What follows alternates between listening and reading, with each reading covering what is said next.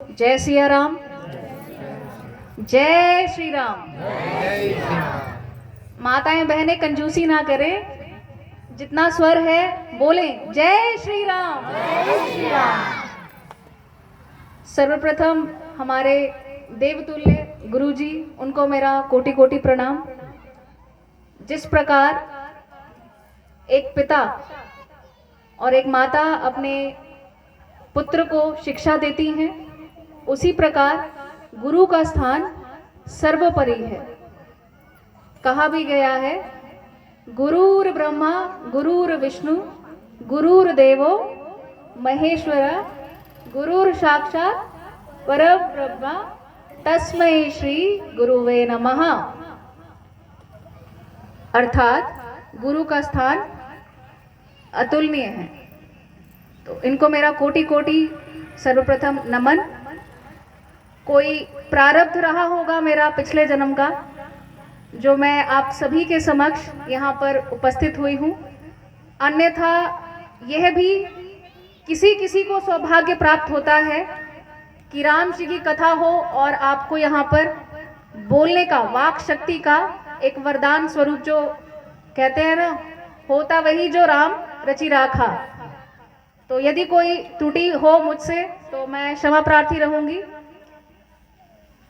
और आज की कथा में मैं है, दुखिया सकल संसार मोह न छूटे। तो मैं राजा दशरथ जी की जो मनोस्थिति है उसका सारांश और वर्णन करने की चेष्टा आप सबके समक्ष करना चाहूंगी।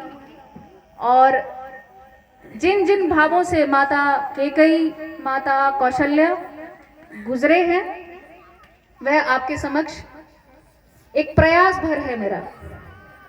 तो यदि कोई त्रुटि हो तो मैं पुनः कहती हूँ, क्षमा प्रार्थी रहूंगी, क्षमा चाहूंगी।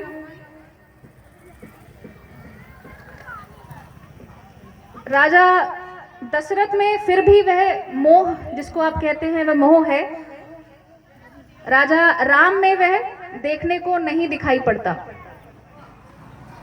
राजा दशरथ जी की यदि मैं बात करूं, 10 बार राम राम का नाम लेकर देह त्याग देते हैं, अर्थात प्राण त्याग देते हैं। मानुष कहती है कि राम राम कह राम राम कह राम राम उप गयो सिर धाम। अर्थात राजा भगवान के यहाँ चले गए, उप गयो सिर धाम।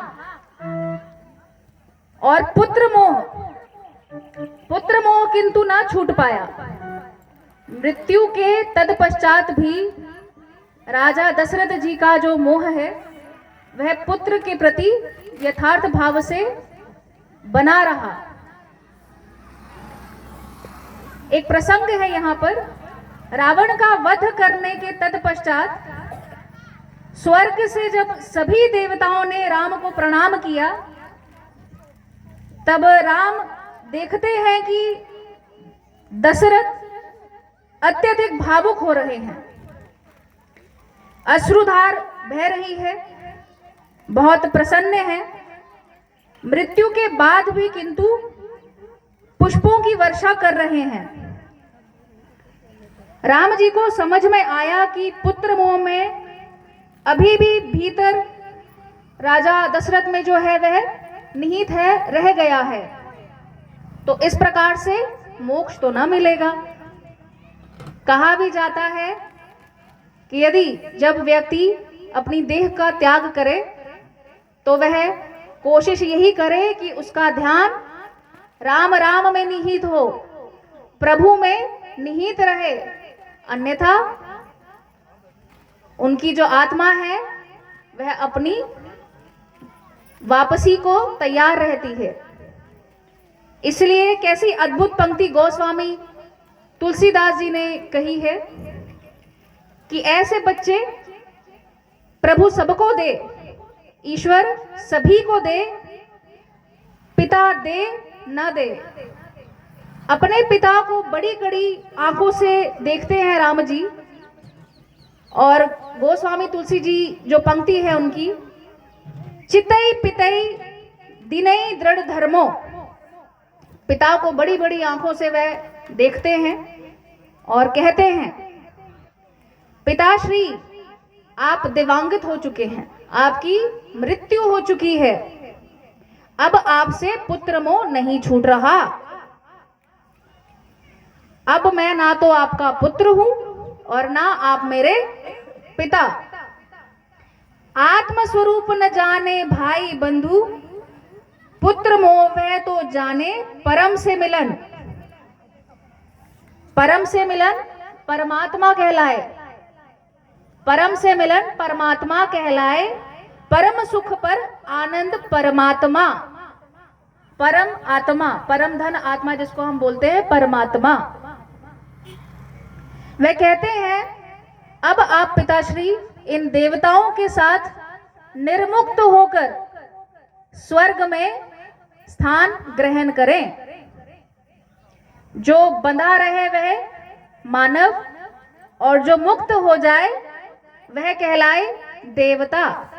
परंतु उनकी आसक्ति इस प्रकार है, पुत्र मोह में वो इस प्रकार ग्रसित हो रखे हैं कि उनका हृदय मृत्यु के पश्चात भी राम राम को उतारू है। तो हम कहते हैं ना, राम नाम सत्य है। तो प्राण त्यागते समय किसी चीज का मोह मैं पुनः कहूंगी ना करें। आप प्रयास यही करिए कि आपका जो मन है वह प्रभु में लीन रहे, ताकि आपको ये दुखी संसार जो है उससे आपको मुक्ति प्रदान हो।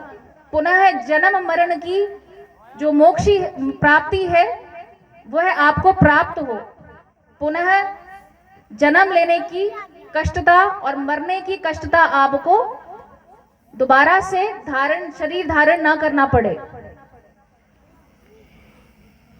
अंतिम सत्य यदि हम कहें तो सभी को ज्ञात है, राम नाम है। इसीलिए हम लोग कहते भी हैं, भज प्यारे तू सीताराम, सिया राम।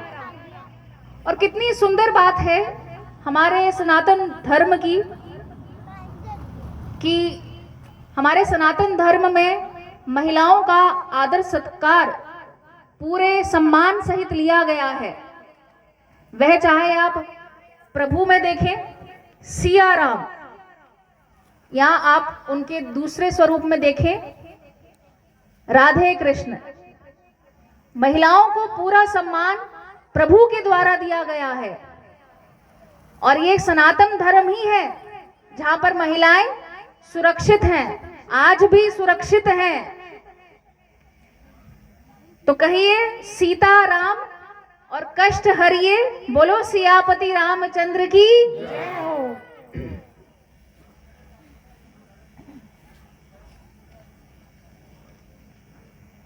अब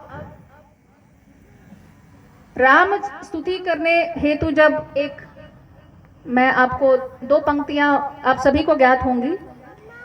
मंगल भवन अमंगल हारी, कबहु सुदशरथ अजर बिहारी। राम सिया राम जय जय राम।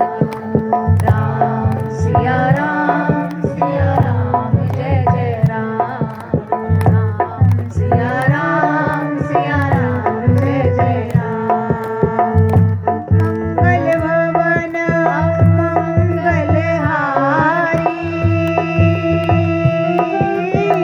द्रबहु दशरथ अजर बिहारी। राम सिया राम जय जय राम। राम सिया राम जय जय राम।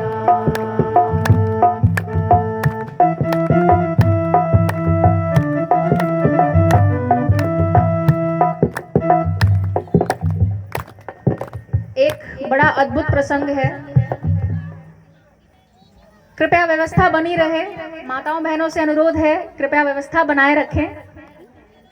एक प्रसंग है जहां पर विश्वामित्र राजा दशरथ से राम जी को मांगते हैं और राजा दशरथ जी का हृदय, जैसा मैंने आपको बताया, आप सभी को ज्ञात है, वह पुत्र मोह में इतना जकड़े हुए हैं। तो उनका एक संवाद है जो मैं आप सभी के समक्ष रखना चाहूंगी। जब उनको लेने के लिए, राजा राम जी को लेने के लिए विश्वामित्र राजा दशरथ के पास गए, तो वह बोले,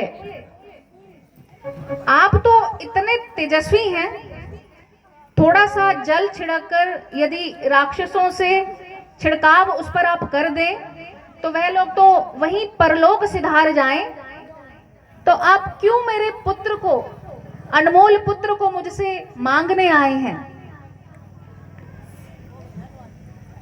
तब विश्वामित्र जी ने कहा, हे राजन, मैं एक ऋषि हूं, इसलिए क्रोध मुझे वर्जित है, मैं क्रोध नहीं कर सकता। इसी कारणवश आपका पुत्र, जिसे सर्वगुण संपन्न भी कहते हैं और जिसे मर्यादा पुरुषोत्तम राम कहते हैं, उनको मैं अपने साथ लेने आया हूं। मर्यादा पुरुषोत्तम अर्थात पुरुषों में उत्तम पुरुष, पुरुषोत्तम तब वह कहलाए। इसलिए मैं उन्हें ले जाना चाहता हूं कि जो मैं उनसे करवाना चाहता हूं वह करें, क्योंकि वे देवताओं में ही नहीं परंतु मनुष्यों में भी श्रेष्ठ अर्थात उत्तम है। दशरथ में फिर मोह है परंतु राम में नहीं है।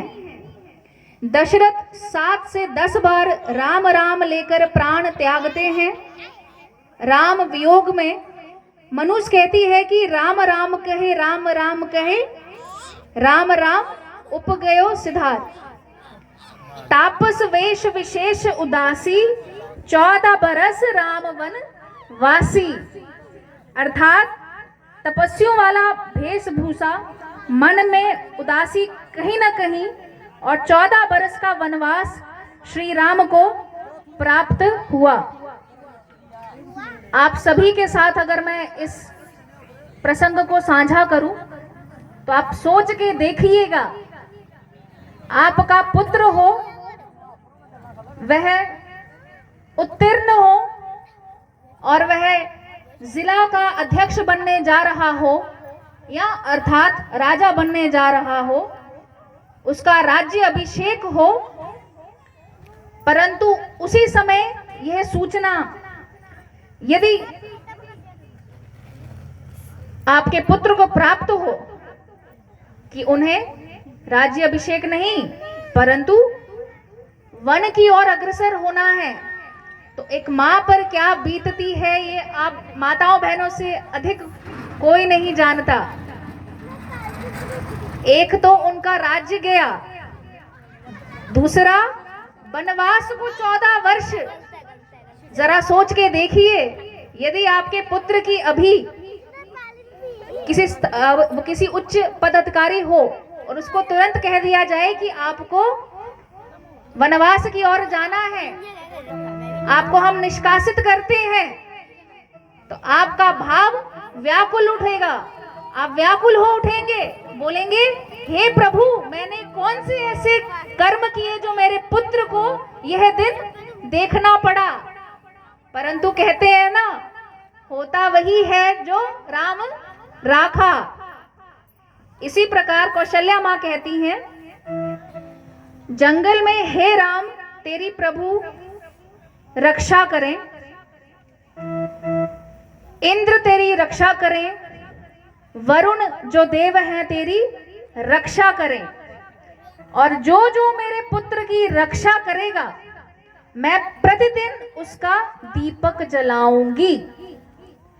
और अंत में ये कहते कहते भावुक होती हैं और कहती हैं, हे राम।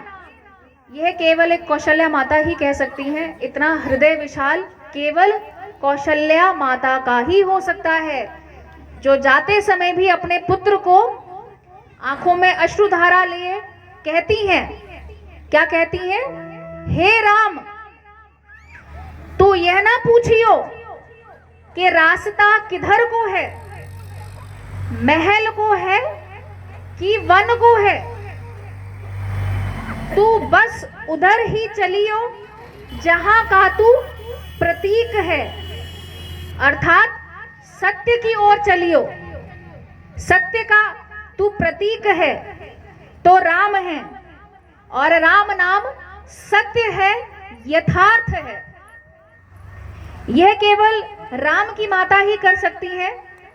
आप और मैं जन्म जन्म भी ले लें तो ये हमसे संभव ना हो पाएगा।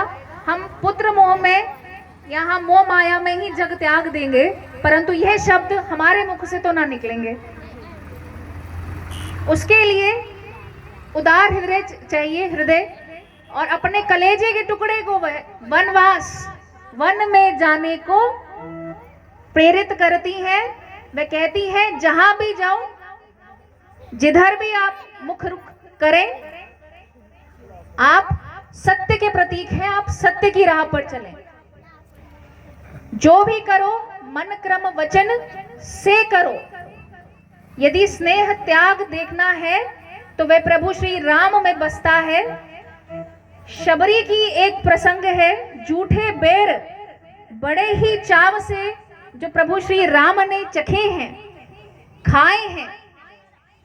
लक्ष्मण फिर कहीं ना कहीं थोड़ा सा उनके मन में वह सोच रहे थे कि हमारे भ्राताश्री क्यों यह राम इतने स्नेह से, चाव से यह खा रहे हैं।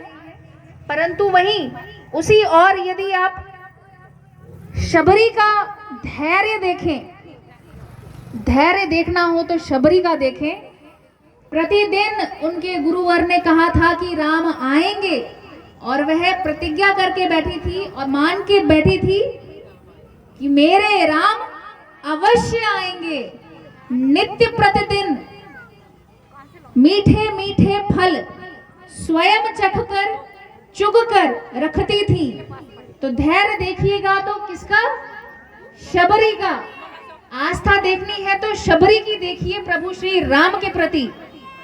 आज आप और मैं पुत्र मोह में अथवा परिवार में इस प्रकार से बंध चुके हैं कि हम उल्टा प्रभु को बांधने चलते हैं। किस प्रकार? प्रभु मेरे पुत्र की नौकरी लग जाए, मैं 10 रुपए का प्रसाद चढ़ाऊंगी। यह तो हमारी धैर्य शक्ति है। 2 दिन यदि कोई पूजा पाठ करता है, तीसरे महीने या तीसरे वर्ष, बट अत्यधिक हो तो 4 वर्ष, उसके बाद बोलते हैं प्रभु ने क्या किया, प्रभु को ही बदल देते हैं। अब हम इनकी नहीं किसी माता की पूजा करेंगे। यह तो हमारा धैर्य है। तो धैर्य देखा तो माता शबरी सा देखिए। ऐसी आस्था केवल और केवल माता शबरी में ही निहित है। राम सा त्याग, शबरी सा धैर्य, और भरत सा भ्रात प्रेम, और लक्ष्मण सी छाया। कहो नारी नर होए सफल जो सीता सा प्रेम पाया। सियामन राम जय जय राम, सियापति राम जय जय राम।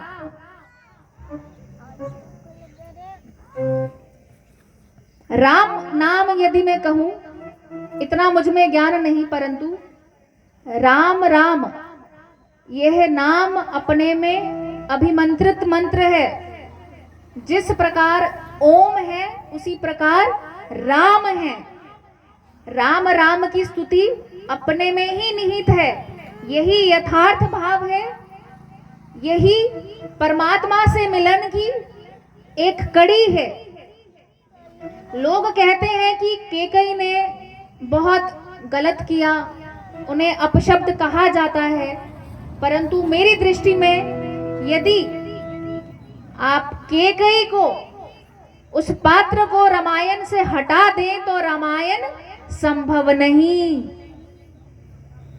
रावण का जो नरसंहार है वह भी संभव नहीं। इसीलिए देखने की दृष्टि मात्र भर है, कैकेयी सी मां भी नहीं।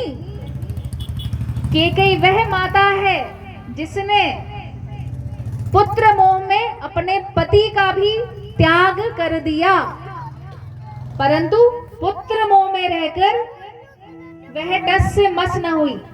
तो कैकेयी मेरे लिए, मैं कैकेयी माता को अपशब्द न कहते हुए यही कहूंगी कि कैकेयी सी मां भगवान सभी को दे, पुत्र राम सा दे। और धैर्य, धैर्य किस प्रकार दे? धैर्य शबरी सा दे। ऐसी ऐसी रचनाएं और अनोखी क्रियाएं रामायण में जो संभव हुई है वह माता कैकेयी की वजह से हुई है।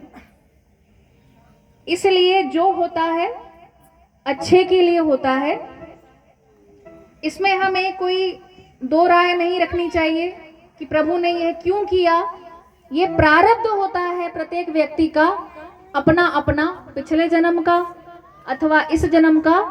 तो कोशिश करिए, हम जैसी स्थिति में हमें प्रभु ने शरण दी है वह अच्छी ही दी है। तो मैं राम स्तुति के साथ श्री रामचंद्र कृपालु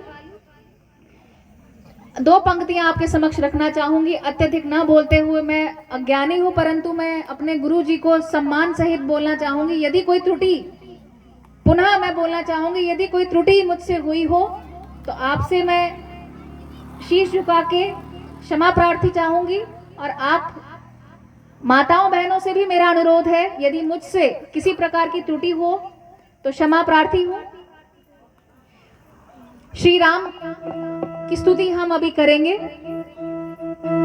श्री रामचंद्र कृपालु भज मन हरन भव भय दारुणम नव कंज लोचन कंज मुख कर कंज पद कंजारणम कंदर बल गणित अमित छवि नवनीय नीरज सुंदरम वटपीत भानित जड़ित रुचि शुचि नो विजन कसुदावरम।